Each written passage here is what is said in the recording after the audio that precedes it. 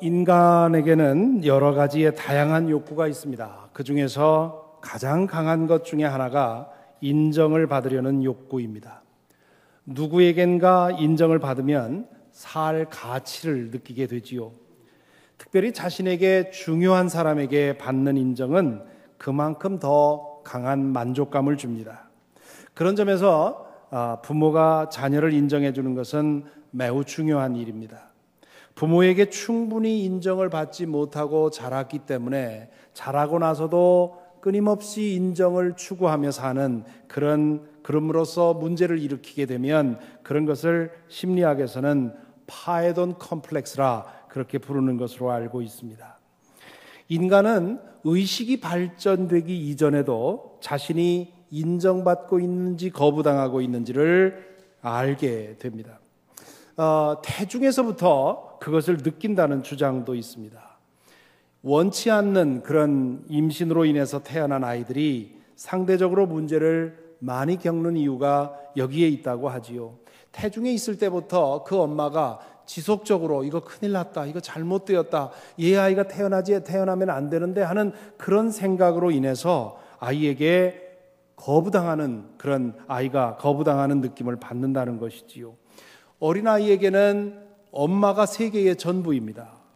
그러니 엄마로부터 인정받지 못하면 전 세계로부터 거부당하는 것 같은 느낌을 받는 것이지요. 그런 경우에는 태어나고 나서도 그 환경상 충분한 사랑과 인정을 못 받게 되는 경우가 많습니다. 그렇기 때문에 자존감, 셀프 에스팀은 깨지게 되고 그래서 문제아로 되는 경우가 많이 있는 것이지요. 그러므로 어떤 경우에도 새 생명에 대해서는 환영하고 사랑하고 인정해 주어야 합니다. 생명에 대해서는 절대적인 가치를 두는 것이 맞습니다. 그래야만 어떤 조건에서든 새 생명을 환영하고 사랑할 수 있습니다. 임신했을 동안만이 아니라 태어나서 자라는 동안에도 늘 그 태도를 지켜야 합니다. 부모의 가장 우선적인 책임은 자녀들이 살아야 할 이유와 가치를 느끼게 만들어주는 것이요. 요즘 부모들은 물질적인 조건을 구비해 주는 것이 그렇게 하는 것이라고 생각하는데 그것보다 더 근본적이고 중요한 것은 아이의 존재 자체를 받아주고 아이에게 어떠한 상황이 있든지 부모는 아이 편이라고 하는 사실을 느끼게 해주는 것입니다. 자식은 부모의 인정을 받으면서 자라가면서 부모를 뛰어넘습니다. 아무리 나이가 들어도 부모님에게 받는 인정은 무게가 있지요. 그러나 우리의 나이가 들어가면서 그 무게는 조금씩 줄어들게 되어 있습니다. 그리고는 우리는 또 다른 인정을 구하게 되어 있습니다. 그래서 어떤 사람은 스승의 인정을 받는 것으로 대신하기도 하고 어떤 사람은 직장 상사의 인정을 받는 것으로 대신하기도 하고요. 또 어떤 사람은 대중의 인기로 그것을 대신하기도 하고요.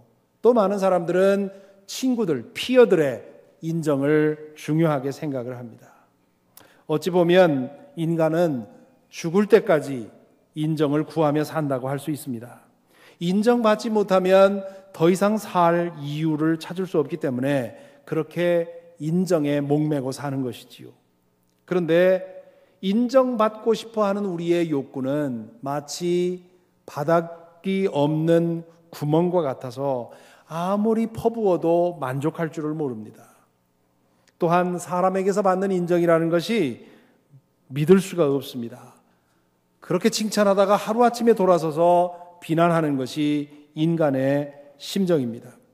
그렇기 때문에 인정에 대한 욕구를 우리가 인정에 대해서 갈구하며 살아갈 때 그 인정에 대한 욕구는 우리를 만족시키기보다는 우리를 좌절시키고 때로는 비참하게 만들 가능성이 더 큽니다.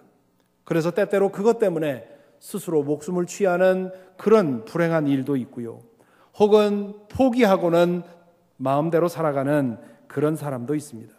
가면 갈수록 이런 경향이 더 강해지는 것 같아서 참으로 안타깝습니다.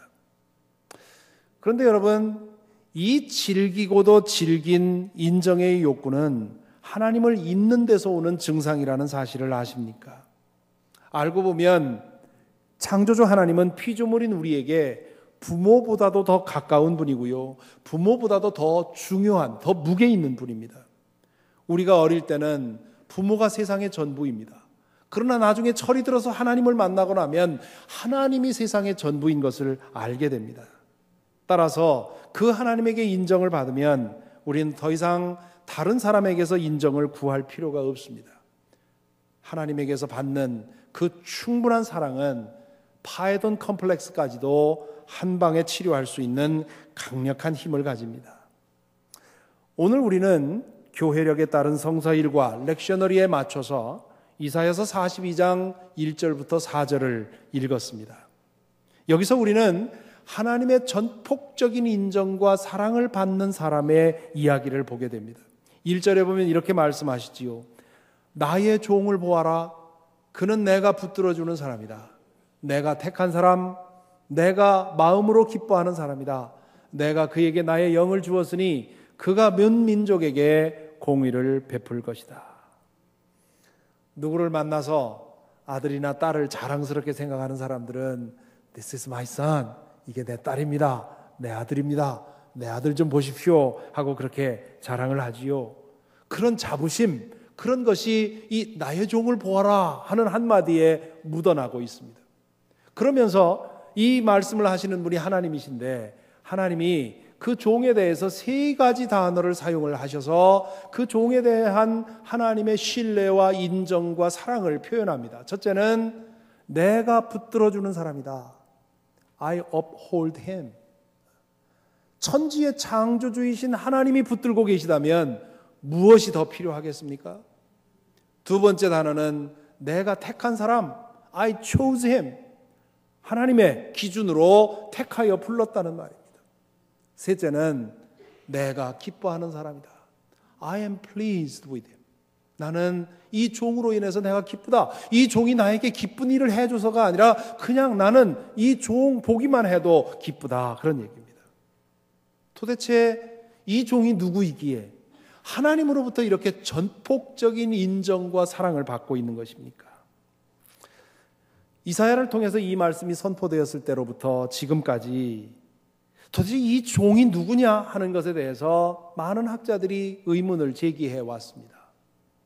이 종에 관한 얘기는 42장만이 아니라 계속해서 그 이후에 나옵니다. 가장 유명한 노래가 이사야서 53장이지요. 여호와의 종의 고난의 노래 우리는 잘 알고 있지 않습니까? 그래서 이 노래들을 모두 묶어서 하나님의 종의 노래, 야훼의 종의 노래라 하는 그런 이름으로 부릅니다. 어떤 학자는 이 종이 선민인 이스라엘을 가리키는 것일 거라고 해석하기도 하고 어떤 사람은 어떤 왕을 가리키는 말이라고 생각하기도 합니다. 그런데 예수님은 바로 당신 자신을 두고 하는 말이라고 이 말씀을 받아들입니다. 왜냐하면 세례를 받을 때 이사야서 42장 1절에서 예언된 얘기들이 사건이 그대로 이루어졌기 때문입니다. 여러분, 예수님께서 세례 받을 때의 사건을 아시지요? 세례 요한에게 세례를 받고 물에서 올라오실 때 어떤 일이 일어났습니까? 하늘이 열리고 성령이 비둘기처럼 그분 위에 내려앉았습니다. 여기 내가 그에게 나의 영을 주었으니 이렇게 되어 있지 않습니까? 성령의 선물이 예수님에게 내렸습니다. 그리고 그분이 물에서 올라오실 때에 그분에게 음성이 들렸습니다. 뭐라고 했습니까? 너는 내 사랑하는 아들이다. 내가 너를 좋아한다. 내가 너를 좋아한다. 이게 뭡니까? 바로 이사야서 42장에서 하신 말씀입니다.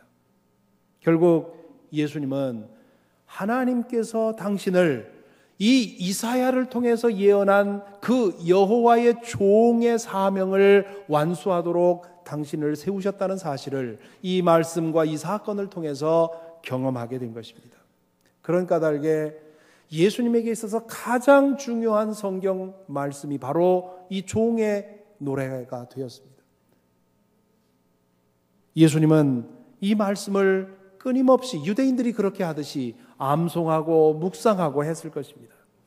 여러분, 이 말씀이 바로 나를 위한 말씀이라고 생각하고 묵상할 때 이 말씀이 얼마나 큰 힘을 주었을지 능히 짐작이 되지 않습니까? 그런 까닭에 예수님은 더 이상 아무것도 바라지 않고 하나님께서 그에게 주신 사명에만 전념했던 것입니다. 주님께서 그토록 의연하고 견고한 걸음으로 갈릴리부터 골고다까지 가실 수 있었던 것은 바로 그 비결이 여기에 있다는 사실을 우리는 알 수가 있습니다. 그분은 그 어떤 유혹에도 흔들리지 않았습니다. 그분은 누구의 눈치도 보지 않았습니다. 사람들이 환호할 때도 눈 하나 꿈쩍하지 않았습니다. 이적을 행한 다음에 사람들이 자신에게 집중할 때 예수님은 종적을 감췄습니다. 사람들이 억지로 예수님을 끌어다가 왕으로 세우려고 할 때 예수님은 단박에 거절하고 그리고 산으로 올라가셨습니다. 사람들의 인기에는 도무지 관심을 두지 않았습니다. 이 문제에 대해서 예수님이 왜 그러셨는지 말씀하신 적이 있습니다. 요한복음 5장 41절에 보면 이렇게 말씀하십니다. 나는 사람에게서 영광을 받지 않는다. I do not accept praise from man. 6장에서는 또 이렇게 말씀하시지요. 너희는 썩어 없어질 양식을 얻으려고 일하지 말고 영생에 이르도록 남아있을 양식을 얻으려고 일하여라. 이 양식은 인자가 너희에게 줄 것이다. 아버지 하나님께서 인자를 인정하셨기 때문이다. 여기 인자는 예수님을 말하는 것입니다. 아버지 하나님께서 나를 인정하셨기 때문에 나는 사람들의 이목을 위해서, 사람들의 인기를 위해서 일하지 않는다. 오직 하나님의 영원한 일을 위해서 산다. 그렇게 말씀을 하셨습니다. 얼마나 분명합니까? 그런 까닭에 예수님은 당신의 목숨을 노리는 어떤 위협에도 흔들리지 않았습니다. 예수님에게 있어서 유일한 두려움은 성부 하나님의 뜻을 벗어나는 일이었습니다. 그 외에는 어떤 것도 예수님에게 두려움이 되지 않았습니다. 한 번은 바리새파 사람들이 예수님에게 와서 헤롯 왕이 당신을 해치려고 계획하고 있으니 몸을 숨기십시오 하고 보내줍니다. 그때 예수님이 이렇게 대답하시지요. 가서 그 여우에게 전하기를, 여기 여우는 헤롯을 말합니다. 가서 그 여우에게 전하기를, 보아라, 오늘과 내일은 내가 귀신을 내쫓고 병을 고칠 것이요 사흘째 되는 날에는 내 일을 끝낸다 하여라. 그러나 오늘 또 내일 또 그 다음 날도 나는 내 길을 가야 하겠다. 이것이 주님이 사는 방법이었습니다. 내 앞에 무엇이 가리고 있든지 주님께서 나에게 주신 길을 나는 그저 갈 뿐이라, 그렇게 말하고 있는 것이지요. 오늘 이사야서 42장 2절과 3절의 말씀은 하나님의 인정을 받는 사람이 어떻게 사는지 그 삶의 모습을 그리고 있습니다. 그는 소리치거나 목소리를 높이지 않으며, 여기 그는 종을 말하는 거지요. 여호와의 하나님의 인정을 받는 종은 소리를 치거나 목소리를 높이지 않으며 거리에서는 그 소리가 들리지 않게 할 것이다. 그는 상한 갈대를 꺾지 않으며 꺼져가는 등불을 끄지 않으며 진리로 공의를 베풀 것이다. 여러분 주변에도 사람들의 인정에 목말라서, 특별히 우리 다 그렇습니다마는, 그러나 그 갈증이 특별히 심해서 두리번거리며 사람들의 인정을 위해서 사는 사람들이 있지요. 아마 한두 사람 떠오를 사람들이 있을 것입니다. 그 사람들이 어떻게 사는지 한번 생각해 보십시오. 그들은 서두르지요. 부산합니다. 억지를 부립니다. 무리합니다. 시끄러운 소리를 냅니다. 목소리를 높입니다. 어떻게든 드러나려고, 어떻게든 튀고 싶어하고, 어떻게든 뜨고 싶어합니다. 하지만 하나님의 인정을 받는 사람들은 그럴 이유가 없습니다. 진리의 힘을 믿고요, 사랑의 힘을 믿습니다. 보이지 않는 하나님의 힘을 믿습니다. 그래서 눈에 보이는 것 없어도 조급해지지 않습니다. 손에 잡히는 것 없어도 불안해지지 않습니다. 아무도 자기를 못 알아주어도 상관하지 않습니다. 차분히, 겸손히, 부드럽게, 드러나지 않게 낮은 자세로 하나님의 뜻을 위해 섬길 뿐입니다. 이렇게 사는 사람은 만만해 보일 수 있습니다. 약해 보일 수 있고요, 쉽게 무너뜨릴 수 있을 것 같습니다. 무시해도 상관없을 것 같습니다.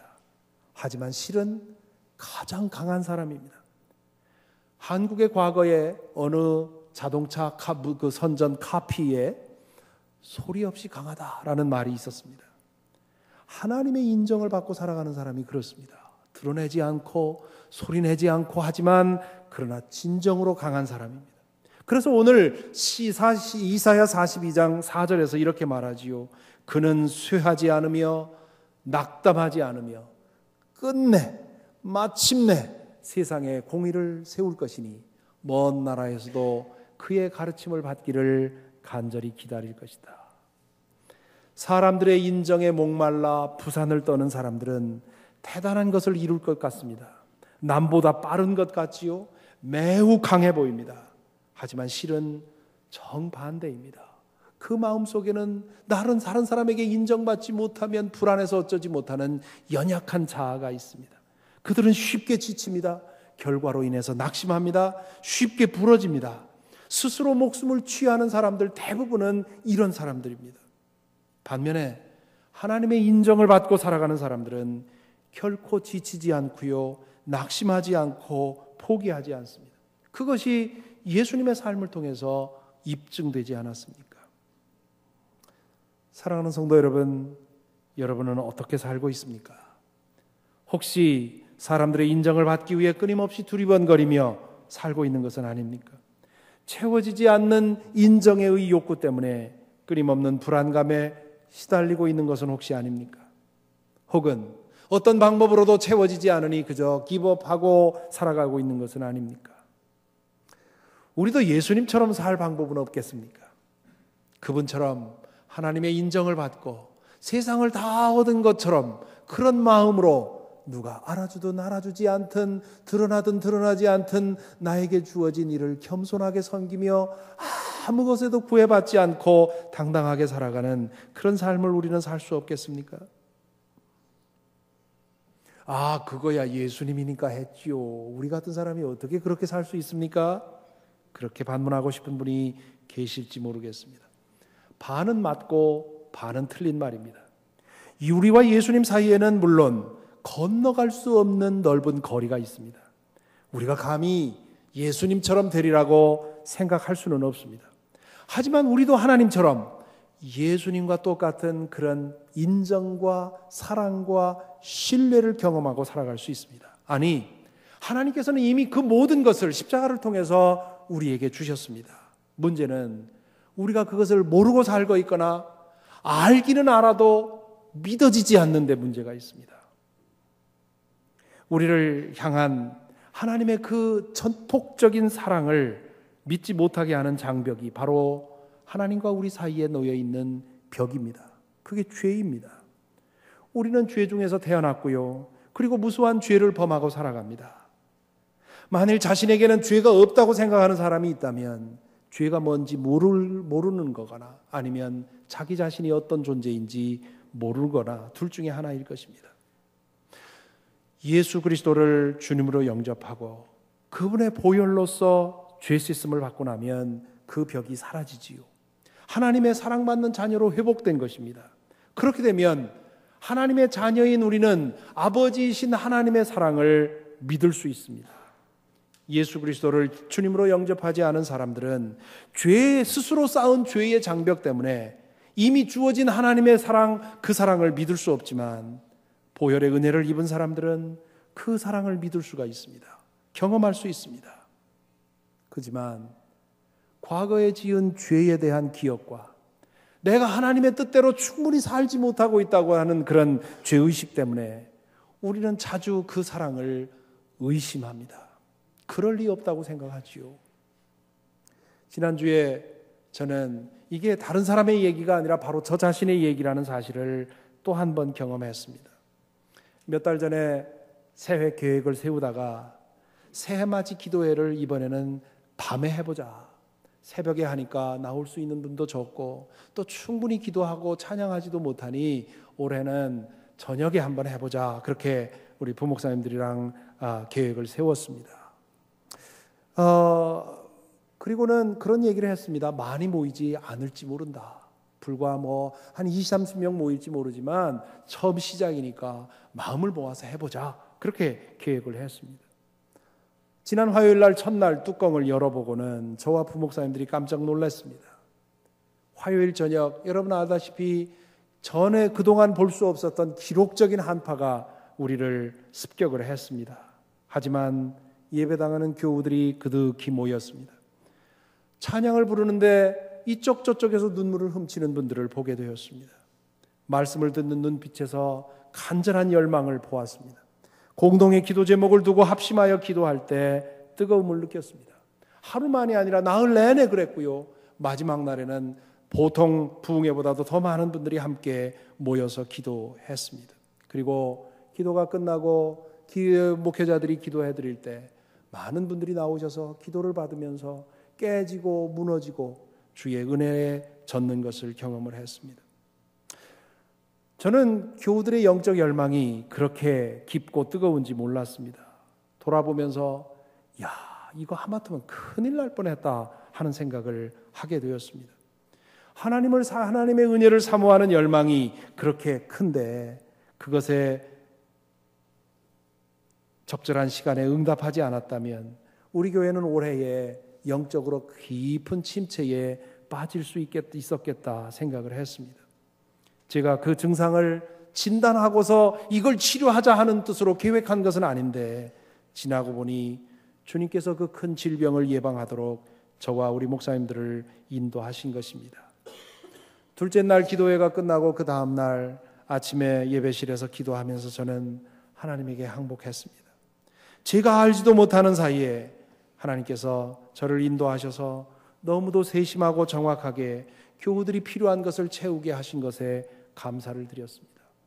여러 교우들께서 여러 채널을 통해서 이번에 이 기도회는 바로 나를 위한 기도회였다고 그렇게 저에게 메시지를 보내오신 분들이 많이 계셨습니다. 저 자신도 매일매일 말씀을 준비할 때는 그저 내 마음에 떠오르는 것을 정리하고 올라왔는데 앞에서 설교하는 동안 앞에 모인 분들을 바라보면서 저분을 위해서 이 말씀을 주셨구나, 저분을 위해서 이 말씀을 주셨구나. 매일매일 주님께서 그 말씀을 준비해 주시는 것을 경험하고 그것을 인정할 수밖에 없었습니다. 앞뒤 정황을 보면 주님께서 나가 알지도 못하는 사이에 인도하셔서 이것을 준비하셨다는 것이 너무도 분명한데 그것을 인정하기에는 제가 자신이 없습니다. 하나님이 나를 그렇게 사랑할 이유가 없다는 생각이 자꾸 드는 겁니다. 내가 뭘 하고 내가 무엇을 했다고 하나님이 이렇게 세심하게 나를 돌보아 주시는지 그 사랑에 대해서 믿어지기보다는 오히려 의심이 되더라는 말이지요. 아마도 신앙생활을 어느 정도 하신 분들은 이와 비슷한 경험을 하실 것입니다. 예수 그리스도의 은혜가 어떤 것인지 아는 분들은 교리적으로 그리고 이론적으로 하나님께서 모든 사람들을 그 사람들의 조건과 그 사람의 소행에 상관없이 무조건적으로 영원히 사랑하신다는 사실을 이론적으로 교리적으로는 알 겁니다. 그렇지만 생활하다가 어느 구체적인 사건을 통해서 정말 하나님이 나를 인도하고 계시다고 하는 사실을 깨달아 알 때면 오히려 그것이 의심이 됩니다. 왜 그렇습니까? 내가 뭔데? 라는 생각 때문에 그렇습니다. 사탄은 끊임없이 우리를 속이려고 합니다. 우리 속에 끊임없이 속삭입니다. 너는 죄인이다. 하나님에게 너는 형편없다. 하나님이 너를 사랑할 이유가 없다. 그렇게 세심하게 너를 지켜줄 이유가 없다고 끊임없이 우리에게 속삭입니다. 이 속삭임에는 어느 정도 진실이 담겨 있습니다. 여러분, 모든 거짓말에는 진실이 담겨 있어야 그 사람을 속일 수가 있습니다. 우리가 거짓말에 속아 넘어가는 것은 어느 정도의 진실 때문에 그렇습니다. 아무런 진실이 하나도 없는 거짓말, 그 거짓말에는 넘어가지 않습니다. 그래서 그런 거짓말을 뭐라고 합니까? 새빨간 거짓말, 그렇게 얘기를 합니다. 거짓말은 그 안에 진리를 담고 있어요. 사탄의 거짓말도 마찬가지입니다. 우리 자신을 보면 사탄의 말이 맞습니다. 우리는 하나님의 사랑을 받을 아무런 자격이 없습니다. 그런데요, 하나님이 우리를 사랑하시는 것은 우리의 자격 때문이 아니라 그분이 사랑이시고 그분이 우리를 낳으시고 그분이 우리를 창조하셨기 때문입니다. 여러분, 새로 결혼한 부부가 어린아이를 드디어 10달 동안 뱃속에 있던 아이를 받아 안았습니다. 그랬을 때 엄마도 그렇고 아빠도 그렇고 그 어린 생명을 끔찍하게 사랑하게 되지요. 모든 걸 다 줘서라도 어떻게든 그 아이를 보호하고 살피려고 합니다. 그 엄마와 아빠의 사랑을 받기 위해서 그 어린아이가 한 일이 뭐가 있습니까? 아무것도 안 했습니다. 엄마와 아빠가 그 어린아이를 사랑하는 이유는 그 아이가 뭘 해서가 아니라 엄마와 아빠가 그 아이를 낳았기 때문에, 자기의 분신이기 때문에, 엄마의 아빠의 사랑에서 나오는 것이지 아이가 그 사랑을 얻은 것이 아닙니다. 하나님과 우리의 관계도 마찬가지입니다. 우리에게 사랑받을 자격이 있어서 사랑하시는 것이 아니라 하나님은 사랑이시기에, 하나님이 우리를 낳으셨기에, 하나님께서 우리를 보내주셨기 때문에 우리를 사랑하시는 것이지요. 그렇기 때문에 이것을 생각하면 어릴 적에 자라면서 부모에게 무조건적인 사랑을 경험하지 못하면 하나님의 사랑을 이해하고 받아들이기가 어렵습니다. 여러분, 하나님의 사랑을 경험하는 데 있어서 가장 큰 장애물은 부모님으로부터 끊임없이 받은 거부 때문에 그렇습니다. 내가 부모님에게 받는 사랑이 언제나 계산되어서 잘하면 사랑받고 못하면 혼난 그런 사랑만 받았다면 그 아이는 하나님의 사랑을 이해하는 데 상당한 어려움을 겪게 되어 있습니다. 신앙을 가진 부모님들은 다 하나같이 말합니다. 우리 아이가 좋은 신앙 가졌으면 좋겠습니다. 그 좋은 신앙 갖는 데 있어서 우리 부모가 해줄 수 있는 가장 큰 일은 무조건적인 하나의 사랑을 경험할 수 있도록. 그래서 어릴 때부터 나에게는 사랑받을 자격이 없는데도 부모님은 나를 낳으셨기에 나를 사랑하시는구나 하는 것을 경험하면 십자가에서 드러난 하나님의 사랑을 이해할 수 있게 됩니다. 이 대목에서 생각나는 바울 사도의 말씀이 있습니다. 로마서 전반부에서 바울 사도는 예수 그리스도를 통해서 나타난 복음의 진리를 설명하면서 마지막 결론 부분에서 이렇게 말씀하십니다. 그렇다면 이런 일을 두고 우리가 무엇이라고 말할 수 있겠습니까? 하나님이 우리 편이시면 누가 우리를 대적하겠습니까? 자기 아들을 아끼지 않으시고 우리 모두를 위하여 내주신 분이 어찌 그 아들과 함께 모든 것을 우리에게 선물로 거저 주지 않으시겠습니까? 하나님께서 택하신 사람들을 누가 감히 고발하겠습니까? 의롭다고 하신 분이 하나님이신데 누가 감히 그들을 정죄하겠습니까? 이렇게 질문한 다음 사도는 이렇게 결론 짓지요. 누가 우리를 그리스도의 사랑에서 끊을 수 있겠습니까? 환난입니까? 곤고입니까? 박해입니까? 굶주림입니까? 헐벗음입니까? 위협입니까? 또는 칼입니까? 나는 확신합니다. 죽음도 삶도 천사들도 권세자들도 현재 일도 장래 일도 능력도 높음도 그 밖에 어떤 피조물도 우리를 우리 주 예수 그리스도 안에 있는 하나님의 사랑에서 끊을 수 없습니다. 이 얼마나 대단한 사랑의 담력입니까? 도대체 바울 사도는 무슨 배짱으로 하나님의 사랑에 대해서 이렇게 확신하고 있는 것입니까? 아직 이 사랑을 모르는 분들, 예수 그리스도를 주님으로 영접해서 하나님의 자녀로 받아들여진 그 확신이 없는 분들은 참으로 불행한 분들입니다. 이미 이 놀라운 사랑이 우리에게 주어졌는데 스스로 그 사이에 죄의 벽을 쌓고는 나와는 상관없이 살아가고 있기 때문에 그렇습니다. 마치 집 나간 아들에 대해서 아버지는 이미 다 용서하고 문을 열어놓고 아들이 돌아오면 언제든지 받아주려고 기다리고 있는데 밤늦게 집에 돌아온 아들은 아버지가 아직도 화나 있을 것이라고 생각하고는 무서워서 집 주변을 뱅글뱅글 맴돌면서 밤새도록 고생하는 것과 같다 할 수 있습니다. 부디 예수 그리스도 앞에 진실로 무릎 꿇고 하나님의 사랑을 경험할 수 있게 되기를 간절히 바랍니다. 이미 그렇게 하신 분들이라면 예수님처럼 그리고 바울처럼 하나님의 사랑에 대한 이 무한의 담력을 가질 필요가 있습니다. 이사야서 42장 1절부터 4절의 말씀을 늘 묵상하면서 바로 하나님이 나에게 이 말씀을 하고 계시다고 하는 생각을 하면서 묵상할 필요가 있습니다. 그러면 이 하나님의 인정을 우리가 마음속에 경험하면 경험할수록 우리의 사는 모습이 달라질 것입니다. 더 이상 사람들의 인정받기 위해서 두리번거리지 않을 것입니다. 하나님의 뜻을 이루는 것으로 그것을 목적으로 할 것입니다. 하나님의 사랑과 인정을 받았으므로 우리에게는 더 이상의 다른 인정이 필요 없습니다. 그래서 우리도 겸손하게, 온유하게, 낮게, 드러나지 않게 조용하게 한 번에 하나씩 겸손하게 섬겨 나갈 수 있습니다. 그렇게 사는 우리는 약해 보일지 모르지만 실로 강하고요, 결코 포기하거나 탈진되거나 지치지 않을 것입니다. 모든 것을 이루고 나서 조용히 물러나 나는 나의 소임을 다했을 뿐입니다 고백할 수 있을 것입니다. 오늘 우리는 청지기 주일로 지킵니다. 매년 이렇게 새 벽두에 우리의 주님에 대한 우리의 헌신의 다짐을 새롭게 하는데요, 잠시 후에 청지기 약정서를 따라서 2014년도에 헌신을 다짐하고 결단할 것입니다.